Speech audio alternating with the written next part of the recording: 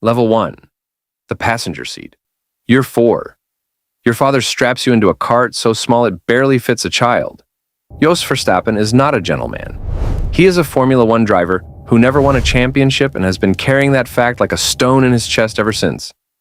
He has decided you will carry it somewhere else, to the finish line. You don't know any of this yet. You just feel the engine humming under you like something alive. You grip the wheel. He says, go, you go. Level 2. The kart circuit. You are 7. You race every weekend, not because you want to, because he loads the trailer on Friday night and you do not ask questions. Other kids have football practice. You have rain-soaked circuits in Belgium, in the Netherlands, in Germany. Your mother is Jose's ex-girlfriend. The relationship between your parents is a war with no ceasefire. You live in the middle of it. On the track, none of that exists. On the track, there is only the apex, the throttle, the gap that opens for half a second between you and first place. You take every gap, every single one. Level 3, the prodigy. You are 10. Karting coaches are calling your father, not the other way around. You are winning national championships in Belgium, then European championships. You are driving with a precision that instructors have never seen in someone your age. They say you have no fear. That is not quite right. You have fear. You simply refuse to let it arrive before the decision does. Your father pushes harder every month.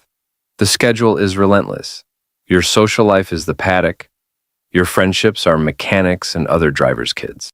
You are 10 years old and you're already becoming something specific, something narrow and fast and entirely dedicated. Level 4, the contract. You are 16. Helmut Marko is watching you from behind a fence at a karting event. He is the architect of the Red Bull Junior program. He has turned dozens of young drivers into professionals and discarded dozens more when they weren't fast enough. He does not waste words. He calls your father. The conversation is short. You sign with Red Bull. Sign the contract. You are 16. You still cannot legally drive a car on a public road in the Netherlands, but you can drive one at 320 kilometers per hour on a closed circuit in Abu Dhabi. The world of adult professional motorsport opens in front of you like a pit lane at race start. No gradual introduction. No junior formula years to ease you in. Marko wants to see what you are. He is about to find out. Level 5, the debut. You are 17 years, Suzuka Circuit, Japan. Free practice for the Japanese Grand Prix. You climb into a Toro Rosso Formula One car.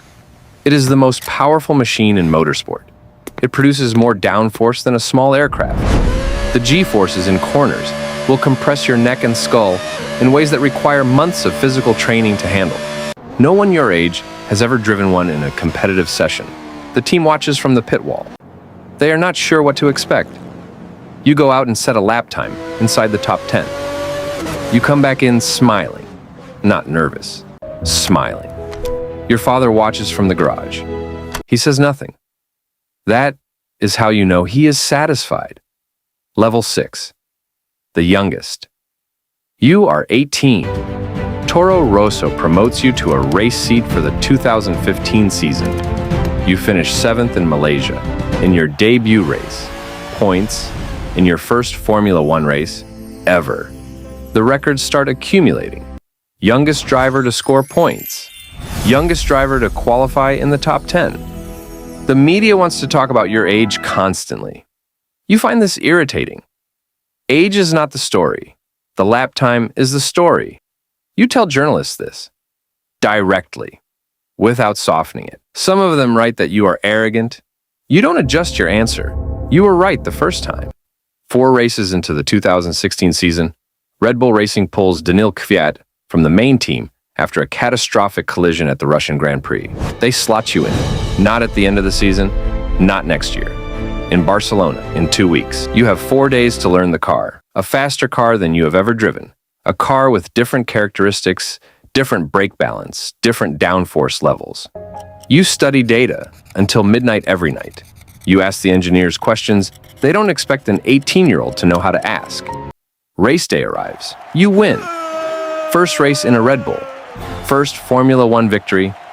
Youngest winner in the history of the sport. The record that stood before yours was 43 years old. You are old enough to understand what that means. For exactly one night, you let yourself feel it. Then Monday comes and you go back to the data. Level 8. The wins come. They also don't come. Red Bull's not the fastest car. Mercedes is the fastest car. Lewis Hamilton is in the Mercedes. Hamilton is the greatest driver of his generation and possibly of any generation. And he is in machinery that turns talent into dominance as efficiently as any combination in the sport's history. You push your Red Bull to places it should not go. You take risks that frighten your engineers. You put the car on pole positions it has no right to occupy. You also crash. Baku 2018. Brazil 2018. Races where you had everything and then had nothing. Your critics say you are reckless, that the crashes prove something about your character. Your engineers say nothing publicly. Privately, they are rebuilding the car. You are not reckless. You are calibrated. Every crash is data. Every data point moves the line forward. Level 9, the tide turns.